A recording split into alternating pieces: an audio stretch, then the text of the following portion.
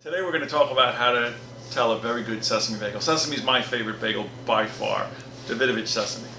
Now, I have two bagels that were purchased arm's length at New York City bagel stores.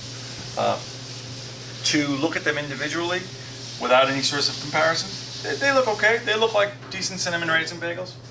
But the reveal here is, if you slide over just slightly and take a look at this bagel in comparison, again, just pulled from the bin, you can see there's a very big distinction between these three bagels.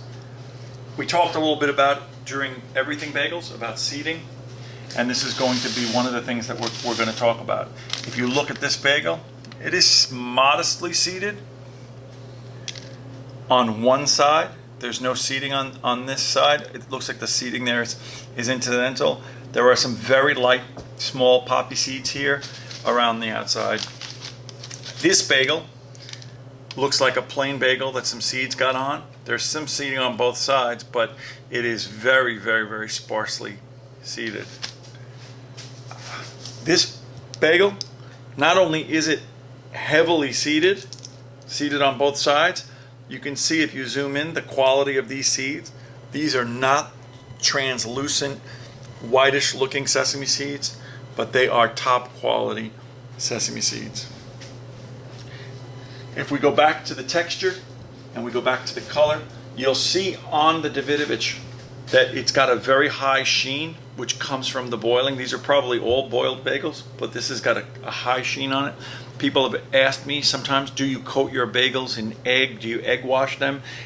Which we do not, but the reason is because they have a high shine from the boiling. This bagel's odd in shape.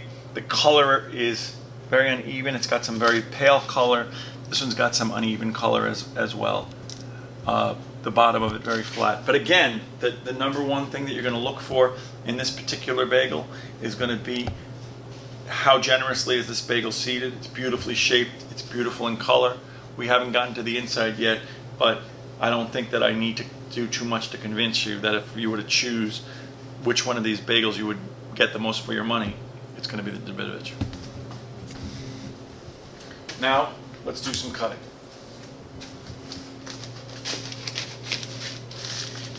This butter slices through this bagel literally like it's butter. It went through so easily because it's really not a very dense product.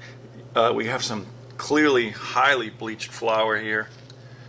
Very extremely bready in content. Not a great smelling bagel. Take a look at this one. There is some density to it. Clearly bleached flour. Maybe a little underproofed. Not much smell at all, which is okay. There's a very distinct, it's hard for you to hear and see, but when one cuts through the Davidovich bagel, because the outside has a crisp layer, which is what a traditional kettle boiled plank baked bagel should have.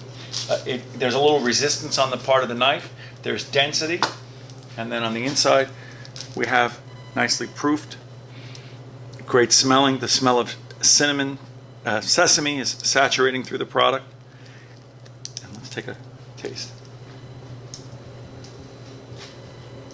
Now I know why it's my favorite.